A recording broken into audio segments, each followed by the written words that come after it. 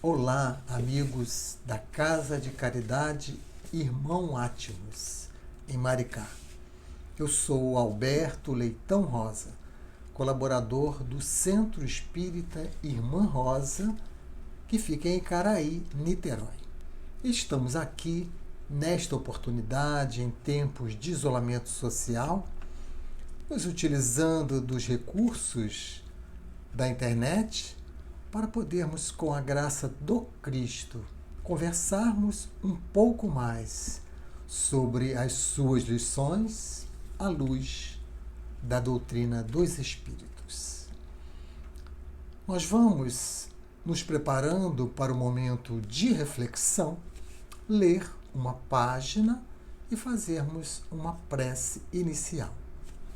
E a página que escolhemos para hoje é do livro Bênção de Paz, de autoria do Espírito Emmanuel, recebida através da abençoada mediunidade de Francisco Cândido Xavier.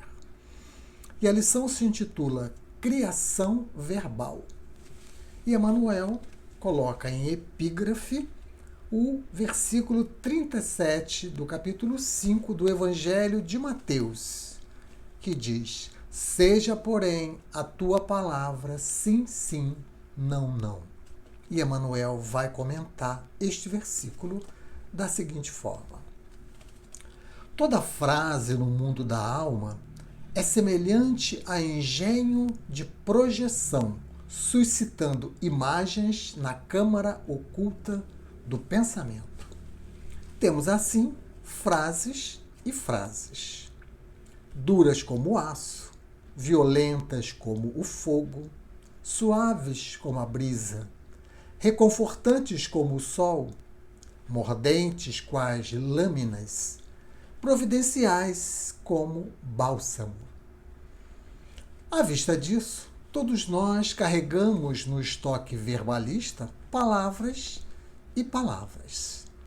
Palavras bênçãos, palavras armadilhas, palavras charcos, palavras luzes, palavras esperanças, palavras alegrias, palavras promessas, palavras realizações, palavras trevas, palavras consolos, palavras aflições, palavras problemas.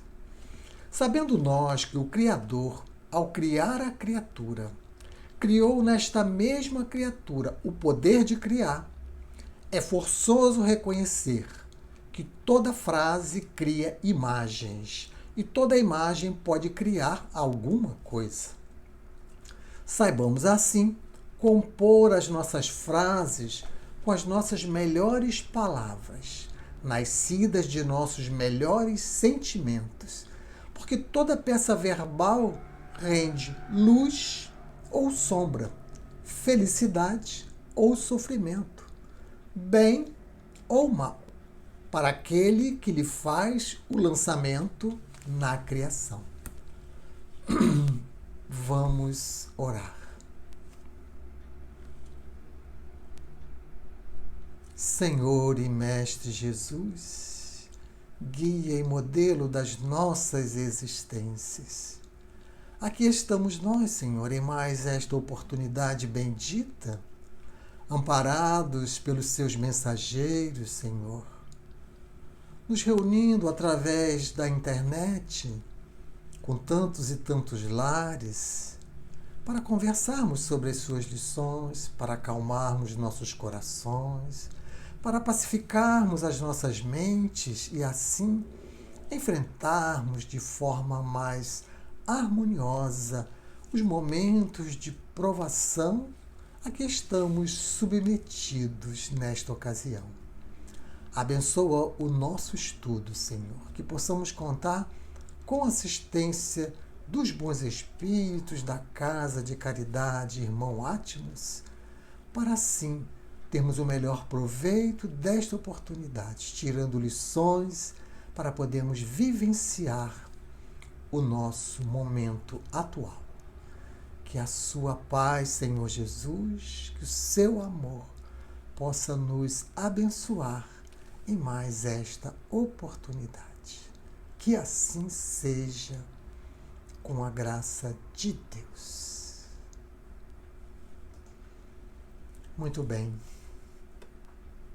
Conta-se que Esopo era um escravo de rara inteligência e ele servia a um antigo chefe militar na Grécia. E em certo dia, o seu amo e um amigo estavam conversando sobre as maiores virtudes, os maiores vícios que existiriam sobre a Terra. E Esopo era um escravo de rara inteligência e foi chamado então à conversa para opinar. O seu amo então lhe perguntou: Esopo, o que você acha? Qual será a maior virtude que existe sobre a Terra? E Esopo então respondeu: ora, a maior virtude que existe sobre a Terra está à venda no mercado. Se o meu amo me consentir, eu irei até lá e trarei a maior virtude que existe sobre a Terra. O chefe militar estranhou aquela atitude de Esopo e falou: Esopo, nós não estamos brincando, estamos conversando seriamente. Sim, meu amo, e é sério. Eu lhe garanto que irei ao mercado e trarei a maior virtude que existe sobre a Terra. Foi dada a permissão. Esopo foi ao mercado. Em alguns minutos estava de volta trazendo um pacote, um embrulho. Então aquele chefe militar abriu o pacote e deparou-se com pedaços de língua. E então disse para Esopo: Esopo, não estou entendendo. Qual é a sua intenção com esta brincadeira? Ele disse: não, meu amo, isto não é uma brincadeira. Aí está a maior virtude, porque é através da língua que se traz os maiores ensinamentos sobre a Terra. É através da língua que se consola, que se esclarece. É através da língua que os filósofos espalham as suas lições, os religiosos trazem os ensinamentos e tantas coisas boas são feitas através da língua. Eles então ficaram admirados com a inteligência de Esopo. E o amigo do seu amo então se dirige a ele e diz: você é muito desembaraçado. Então me diga o seguinte, me diga agora então qual é o maior vício que existe sobre a Terra. E Esopo novamente falou: ora, o maior vício que existe sobre a Terra está à venda no mercado. Eu poderei ir até lá e comprar o maior vício e trazer para vocês. Desta vez eles nem pensaram e autorizaram Esopo a ir até o mercado. E Esopo foi. Em alguns minutos depois, estava trazendo um embrulho semelhante ao primeiro. E eles então abriram aquele embrulho e novamente se depararam com pedaços de língua. E disseram: Esopo, não estamos entendendo o que isso significa.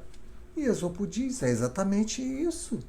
Porque é através da língua que também pode-se espalhar os maiores males sobre a Terra. E ela pode se tornar o maior vício. Porque é através da língua que as verdades são distorcidas, as discussões são encaminhadas, as guerras são tramadas e tantas coisas ruins se pode fazer também se utilizando da língua.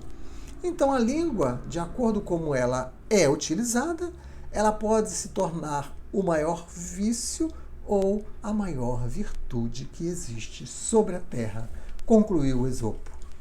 E eles ficaram muito admirados. Logo então, o seu amo percebeu que um homem como aquele, com tanta inteligência, não deveria ser um escravo. E a partir daquele dia o libertou. E Esopo saiu então pelo mundo afora, contando as suas fábulas que foram se espalhando pelo mundo inteiro. E esta é a passagem que escolhemos para pedir a atenção de vocês, todos que nos ouvem, para reunirmos a nossa mente na sintonia vibratória do tema que gostaríamos de encaminhar nesta oportunidade. Ora, a palavra. O que é possível fazer a palavra? O poder que tem a palavra. O efeito que a palavra pode permitir.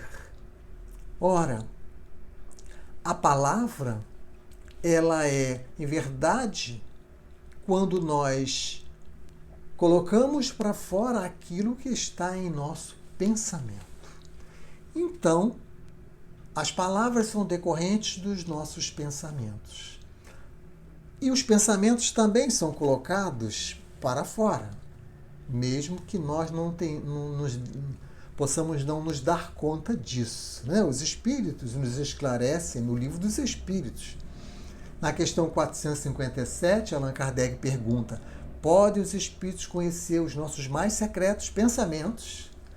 E a resposta é a seguinte: muitas vezes chegam a conhecer o que desejarias ocultar de vós mesmos. Então pensamos e o nosso pensamento é colocado para que os espíritos vejam, ou então nós articulamos palavras. Então, o que estamos pensando? O que estamos falando? Em especial, nesse momento atual, em que fomos visitados por um flagelo destruidor, por uma pandemia, que, como sabemos, como também está no Livro dos Espíritos, vem para acelerar o progresso. Então, nós que somos seguidores da doutrina espírita, precisamos estar muito vigilantes, muito atentos neste momento em que estamos passando. A pandemia vem para acelerar o progresso, dizem os espíritos. E o que nós estamos pensando? E o que nós estamos falando dentro do nosso isolamento social? É claro que a doutrina espírita vai nos mostrar que as nossas palavras e os nossos pensamentos devem estar em conformidade com a doutrina de Jesus, que nada mais é do que também a doutrina dos Espíritos. Então é sobre isso que gostaríamos de conversar nesta oportunidade. Ora, vamos trazer algumas citações para que possamos pensar sobre elas, sobre os efeitos da boa palavra, os efeitos do pensamento.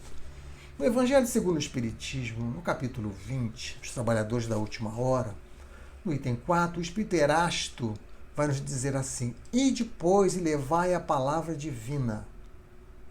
Então nós temos a possibilidade de levarmos a palavra divina. Então o que estamos fazendo com a nossa palavra? Uma vez que temos algum conhecimento da doutrina espírita. E quando ele diz levai a palavra divina, e mais à frente ele vai dizer ide pregai, isso não significa que é para nós irmos para os púlpitos, para nós irmos para os palanques, falarmos para milhares de pessoas. Não é isso. O que ele está dizendo é levar a palavra divina nas nossas relações pessoais, dentro da família, dentro da sociedade, dentro da casa espírita. É nesse sentido. E a palavra, ela tem um efeito cientificamente comprovado, como o próprio Dr. Bezerra de Menezes, no livro Nas Fronteiras da Loucura, vai asseverar. Ele vai dizer assim: sabe-se hoje, cientificamente, que a boa palavra, proferida com entusiasmo, faz que o cérebro e o hipotálamo secretem uma substância denominada endorfina, que atua na medula e bloqueia a dor, tal como ocorre na acupuntura.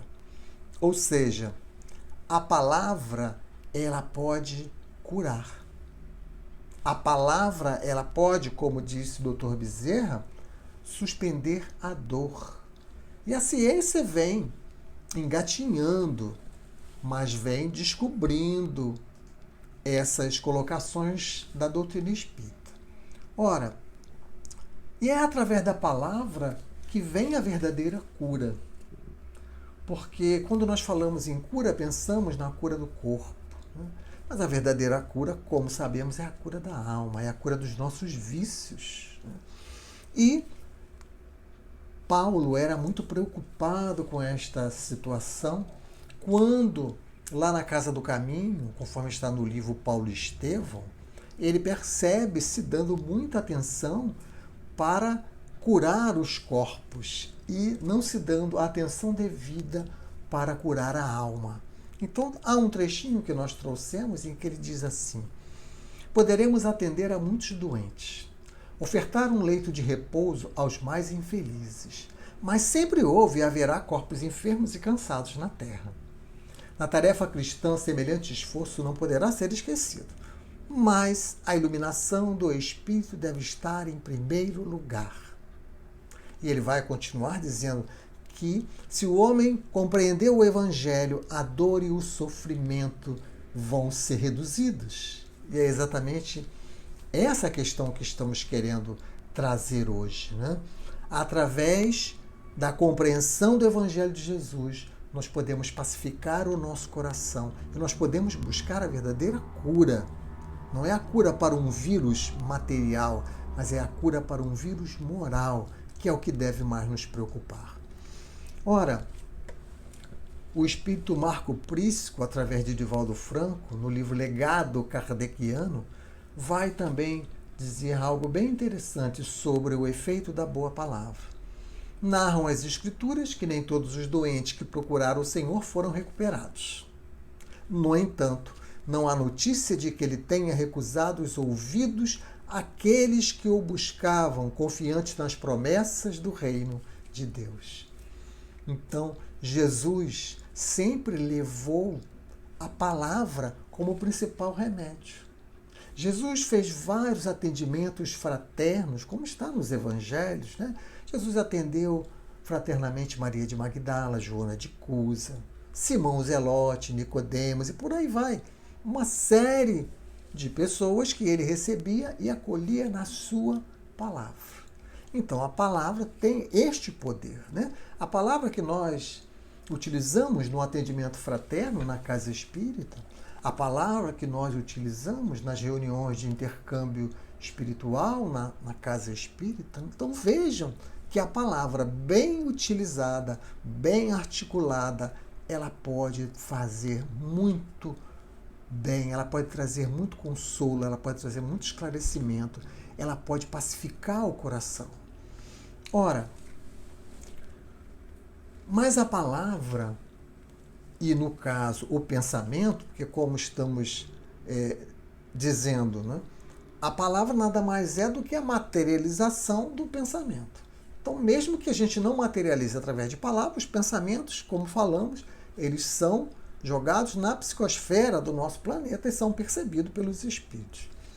Ora, mas o pensamento ou a palavra, ela tem um poder curativo em nós, principalmente agora em que nós estamos passando por uma pandemia, né? Vamos nos utilizar de algumas orientações de André Luiz. Vejam lá no livro Nos Domínios da Mediunidade, André Luiz vai dizer assim: renovemos o pensamento e tudo se modificará conosco. Vamos começar a pensar no tempo atual em que nós estamos vivendo. Quando nós renovamos o nosso pensamento, tudo se modifica conosco. Ele vai dizer agora em Missionários da Luz: afligir a mente é alterar as funções do corpo. Atenção! Por isso, qualquer inquietação íntima chama-se desarmonia e as perturbações orgânicas chamam-se enfermidades. Então vejam que nós podemos estar colaborando para a nossa saúde ou para a nossa doença. Nós podemos estar fortalecendo ou enfraquecendo o nosso sistema imunológico, de acordo com o que pensamos, de acordo com o que falamos, né? E aí a gente começa a pensar o que temos falado, o que temos visto, por exemplo, na televisão, né? Com que tipo de informação nós estamos nos alimentando. Isso é o que vai ficar em nosso pensamento. É claro que nós não podemos nos alienar. Precisamos estar bem informados, a informação salva vidas realmente. Mas o quanto de informação repetida nós estamos nos alimentando, né? Então, nesse tempo de isolamento social, nós precisamos cuidar bem disso, porque isto reflete no nosso sistema imunológico, como está dizendo André Luiz. E ele vai dizer de uma forma muito mais profunda sobre isso lá no livro Evolução em Dois Mundos, no capítulo 20 da segunda parte, é o último capítulo do livro, onde ele vai responder a uma pergunta. A pergunta é a seguinte: a invasão microbiana está vinculada a causas espirituais? Vejam como isto é atual e aplicável ao momento que estamos vivendo. A invasão microbiana está vinculada a causas espirituais? E a resposta é longa. Eu remeto vocês à leitura completa desse capítulo 20 do livro Evolução em Dois Mundos, na segunda parte, capítulo 20. É o último capítulo do livro. Trouxemos aqui apenas alguns recortes da resposta de André Luiz.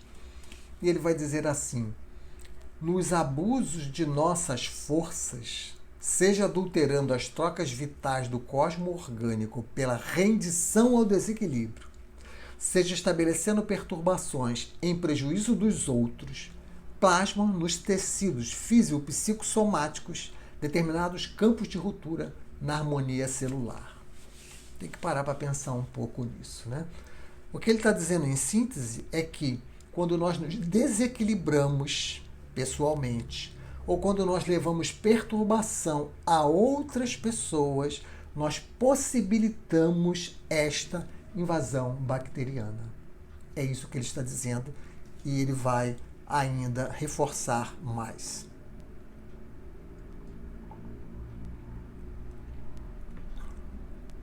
Ele vai continuar dizendo assim: verificada a disfunção, quer dizer, verificado esse desequilíbrio, toda zona atingida pelo desajustamento se torna passível de invasão microbiana, qual seja praça desguarnecida.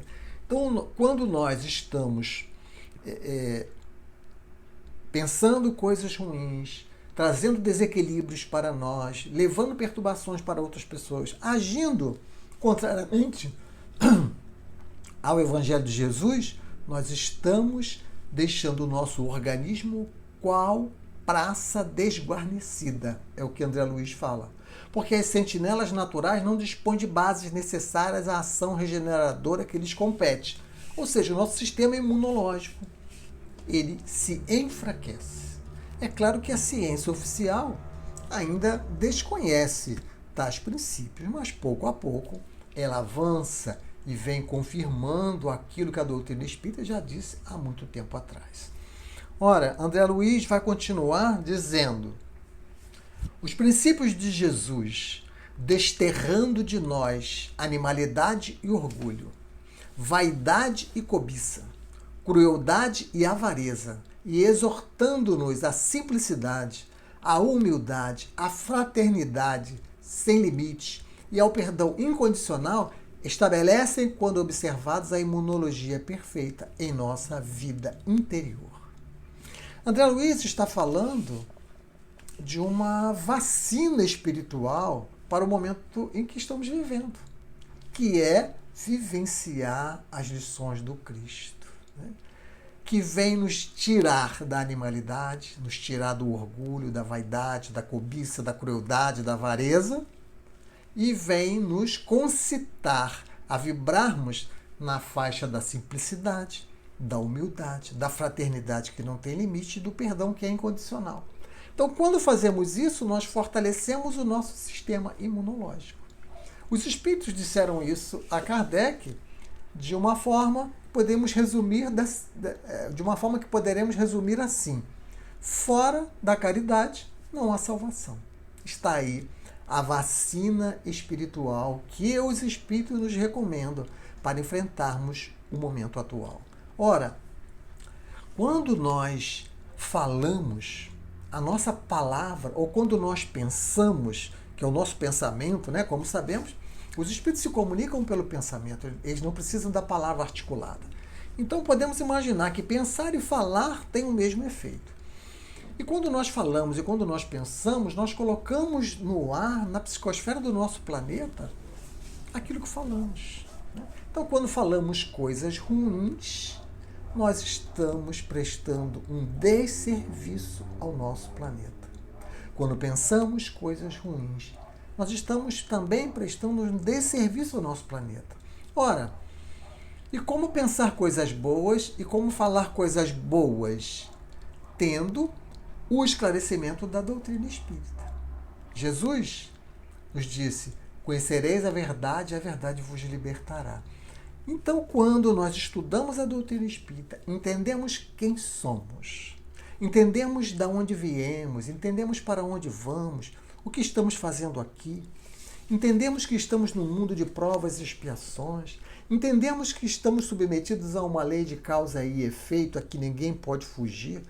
Toda essa compreensão, entendemos que a verdadeira vida é a vida futura e que esta vida nada mais é do que um minuto, do que um segundo diante da eternidade. Quando nós entendemos a vida futura, nós vamos nutrindo a nossa mente de coisas boas. Nós vamos gerando em nós esperança, alegria, otimismo de quem entende as leis de Deus, de quem entende como que Deus nos auxilia. Ora, Jesus nos disse que a boca fala do que o coração está cheio. Então, é o sentimento que nós precisamos trabalhar, o entendimento da fase que nós estamos passando, que é uma fase passageira e está na nossa linha do tempo, nesta presente encarnação, não é por acaso. Nós não estamos aqui submetidos a esta pandemia, isolados em nosso lar, deixando de fazer um monte de coisa que tínhamos planejado, por acaso. Há uma razão de ser. Certamente é uma expiação para alguns, é prova para outros. Mas ninguém está aqui por acaso. Ninguém deu azar de estar aqui neste momento. Estamos no lugar certo, vivenciando aquilo que nós estamos precisando vivenciar. Então, é essa reflexão que nós precisamos fazer. E assim nós vamos cuidar mais do que falamos, cuidar mais do que pensamos. Né? Não podemos nos utilizar de conversas que não sejam edificantes, de palavreado chulos, de palavreado grosseiro. Né? Paulo vai nos ensinar isso quando ele fala aos Efésios: não saia de vossa boca nenhuma palavra torpe, e sim unicamente a que for boa para promover a edificação. Então é essa lição que temos que vivenciar nesse momento, que não saia da nossa boca nenhuma palavra torpe. Ele vai ainda aos Coríntios dizer na sua primeira epístola: não vos enganeis, as más conversações corrompem os bons costumes. Ou seja, vamos cuidar do que nós estamos falando. Vamos cuidar do que nós estamos pensando para nós promovermos edificação e não corrompermos bons costumes. É isso que a doutrina espírita vem nos mostrar. Né? Então, nós podemos trazer prejuízos dentro da família, por exemplo. Agora nós estamos sendo convidados, ou melhor, convocados, para vivenciarmos a família, para estarmos dentro do lar, para pararmos a nossa correria desenfreada em torno daquilo que é material. E agora nós temos que fazer um mergulho dentro de nós mesmos, entendermos o que nós estamos fazendo da nossa existência, as escolhas que nós estamos fazendo. Então, é preciso que nós cuidemos da nossa palavra, é preciso que nós cuidemos de tudo que nós exteriorizamos. Né? Por exemplo, nas redes sociais, quantas coisas nós exteriorizamos. Muitas vezes sem nem conhecermos se aquilo é uma verdade ou não. Muitas vezes passando para frente coisas que não são verdadeiras, que não são boas, que não são úteis. Né? Isso nos faz lembrar lá aquela passagem da peneira, das 3 peneiras de Sócrates. Né? Quando alguém veio lhe falar alguma coisa, ele mandou ele parar e primeiro questionou: isso que você vai me falar é uma verdade? E a pessoa não tinha certeza, ouvi falar. Então, isto que você vai me falar é uma coisa boa? Ah, não, boa não é. Pelo contrário, é uma coisa ruim. Bom, então isso que você vai me falar tem alguma utilidade? Ah, não sei. Então, por que nós vamos nos utilizarmos das redes sociais para nós passarmos coisas que não temos certeza se são verdadeiras, não temos certezas se são boas, ou, pelo contrário, sabemos que não são, e sabemos que não são úteis, apenas para expressar um descontentamento. E com isso nós estamos piorando a psicosfera do nosso planeta, né? É claro que isso não nos impede de fazermos uma análise crítica. Não é disso que nós estamos falando, não é para aceitar as coisas. Nós precisamos fazer a análise crítica e utilizarmos essa análise crítica no momento certo com as pessoas certas. E não sairmos por aí espalhando coisas que reduzem a nossa vibração, que nos fazem vibrar mal, né? Quando temos que levar alguma crítica, que a gente consiga levar para a pessoa certa, na hora certa, e não sairmos falando por aí, porque isso vem a produzir coisas ruins, como os espíritos estão nos falando, né?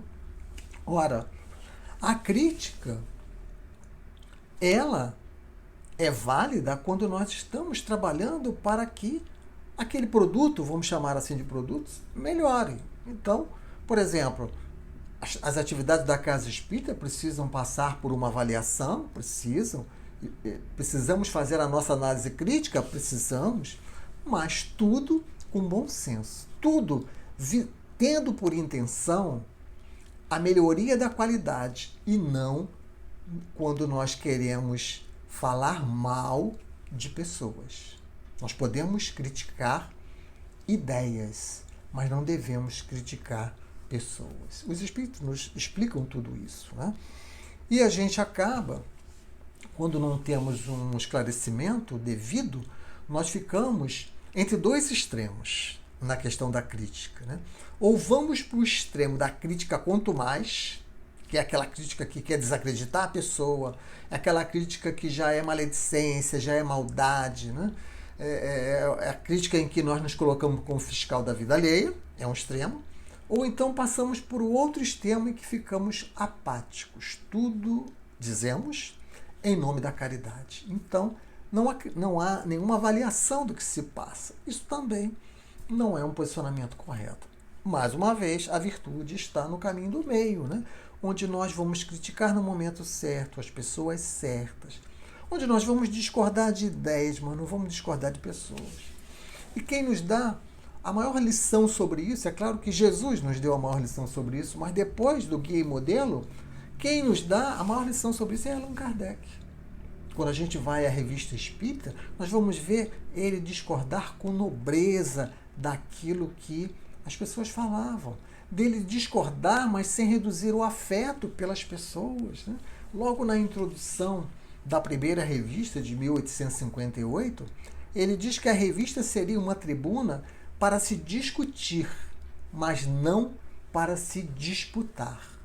Então precisamos ver aonde nós estamos quando nós levamos a nossa crítica, em que posicionamento nesta situação que mostramos nós estamos, né? A crítica, quanto mais, é um vício. A apatia é outro vício. Mas a crítica construtiva, esta sim é a verdadeira virtude. Ora,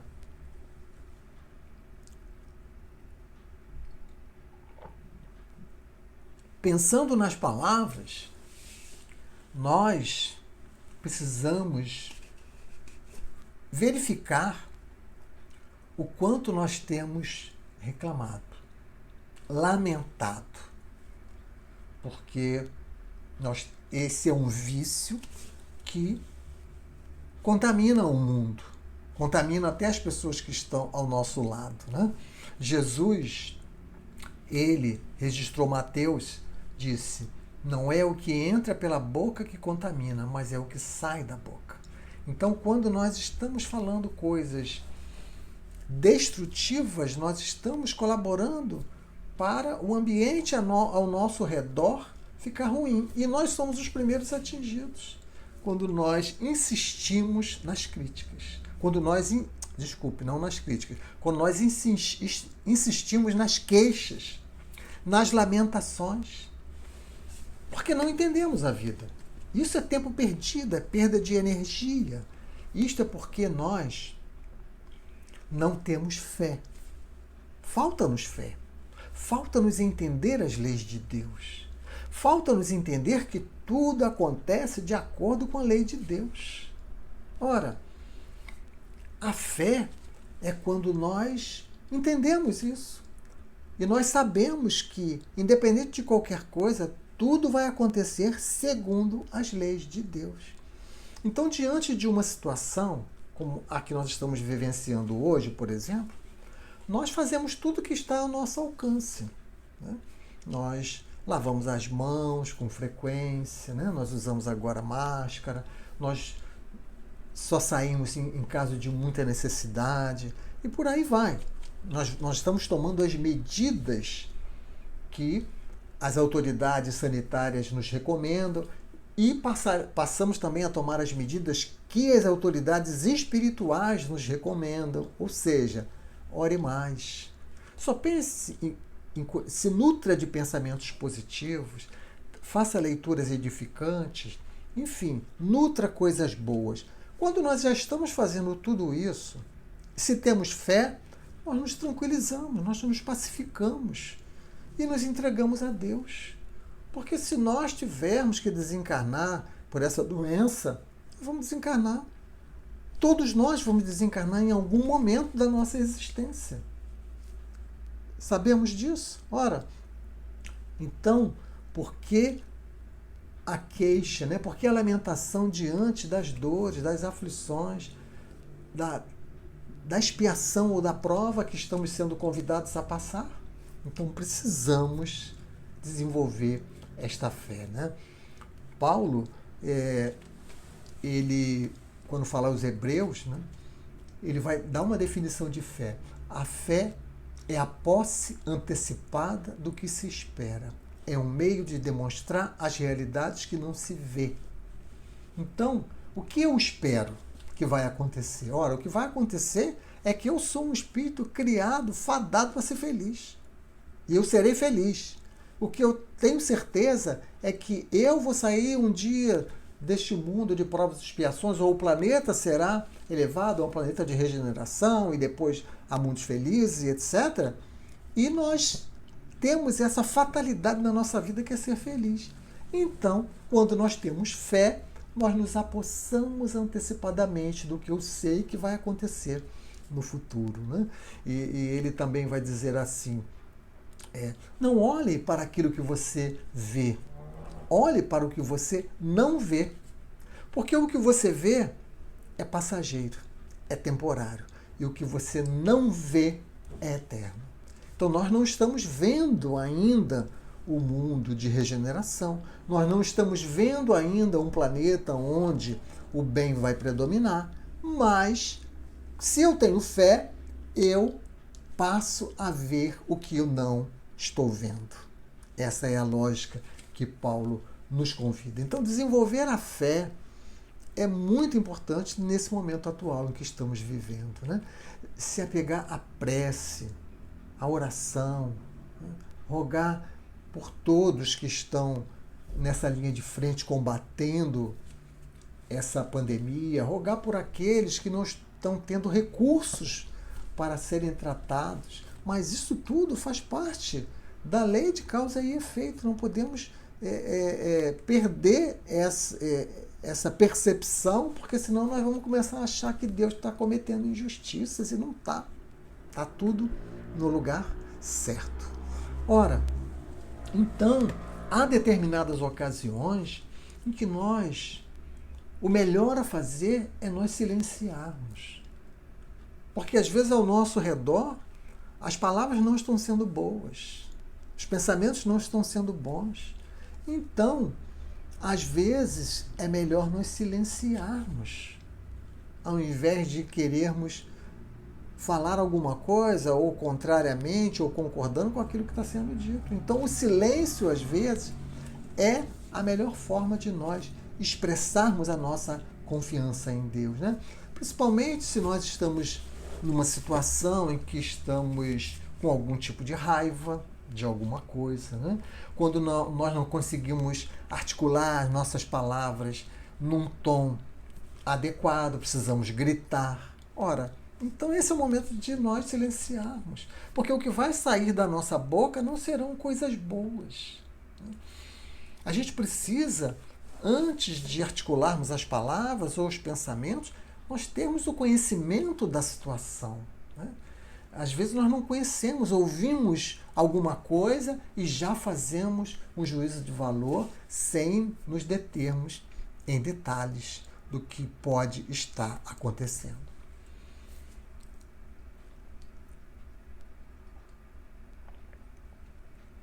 Ora, e para nós concluirmos as nossas reflexões a respeito do bom exemplo da palavra, do bom exemplo do pensamento, nós trouxemos uma cena que se passou ao tempo de Jesus e foi registrado pelo evangelista Mateus no capítulo 15, versículos 21 até o 28. Ora, nesta cena, Jesus tinha ido para a Fenícia, né? E lá era um país não israelita. Ele foi para poder conversar com seus discípulos, para poder instruí-los.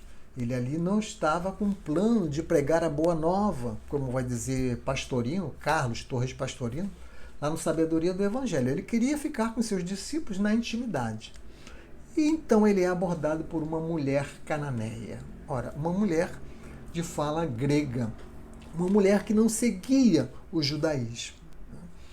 E nós precisamos, para entender bem a lição, lembrar que as pessoas que não seguiam o judaísmo eram extremamente estigmatizadas, sofriam um grande preconceito. Né? Pastorino lembra que essas pessoas eram chamadas de cães por aqueles que seguiam o judaísmo, de cachorros ou cães. Né? Então, quando Jesus vai para essa região, né, que Mateus narra que ele ia para os arredores de Tiro e Sidônia, esta mulher cananeia, de fala grega, vem e pede ao Senhor: Senhor, filho de Davi, tenha piedade de mim. A minha filha está cruelmente atormentada por um demônio. Ora, esta foi a boa palavra da mulher cananeia. Ela pediu socorro para o Cristo. Mas os discípulos que estavam com ele, o que disseram? Ora, Senhor, despede esta mulher, ela está nos atrapalhando com seus gritos. Então os discípulos utilizaram da má palavra, porque criticaram aquela mulher que estava pedindo socorro para sua filha. Apenas isso que ela estava fazendo, pedindo socorro para uma filha. Só que ela era grega. E os discípulos mandam, então, que Jesus fizesse com que ela se calasse. E Jesus, como sabemos, se aproveitava de todas as situações para poder ensinar. E Jesus, então, fala algo que, se nós nos prestarmos atenção, podemos até achar que é a má palavra, mas evidentemente que é a boa palavra. Ele diz para aquela mulher: eu não fui enviado senão as ovelhas perdidas da casa de Israel. Ou seja, Jesus testa a humildade daquela mulher, dizendo que ele só foi enviado para cuidar daqueles que seguiam o judaísmo. Evidentemente que não, mas Jesus já estava dando lição para os seus discípulos, que com orgulho queriam discriminar aquela mulher. E ela, como é que age? Diante desta situação, ela se ajoelha aos pés do Cristo e diz: Senhor, ajuda-me. Ela se faz mais humilde ainda e utiliza da boa palavra novamente. E Jesus vai então responder ainda, provocando aquela mulher na sua humildade, testando a sua humildade, porque ele vai dizer: não convém jogar aos cachorrinhos o pão dos filhos. E aí ele usa no diminutivo para não agredir demasiadamente aquela mulher, mas a mulher não se sentia agredida, porque sabia que estava diante do Cristo, e ela responde: mas os cachorrinhos também comem das migalhas que caem da mesa de seus donos. E ultrapassada esta lição de humildade, Jesus então diz: ó mulher, grande é a tua fé, seja feito conforme a tua vontade. E a filha daquela mulher foi curada. Ora, os discípulos se utilizaram da má palavra. E a mulher, em toda a sua humildade, se utilizou da boa palavra. A boa palavra, ela necessita de bons sentimentos, ela necessita de trabalharmos a nossa humildade, né? Trabalharmos a nossa fraternidade. Em especial, nesses momentos, nós precisamos cuidar muito das nossas palavras e dos nossos pensamentos. Muito obrigado pela atenção de todos. Vamos agora, então, fazer a nossa prece final.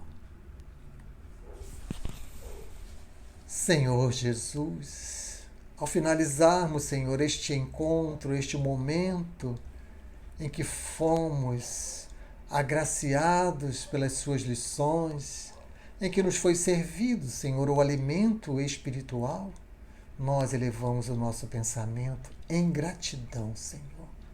Ajuda-nos, Mestre Jesus, a aproveitarmos dessas lições para vivermos mais felizes, para colocarmos nas nossas vidas, Senhor, em especial nesses dias difíceis que temos enfrentado, que possamos tomar como escudo, Senhor, para enfrentarmos estas dificuldades, o seu evangelho de amor, o seu evangelho de luz.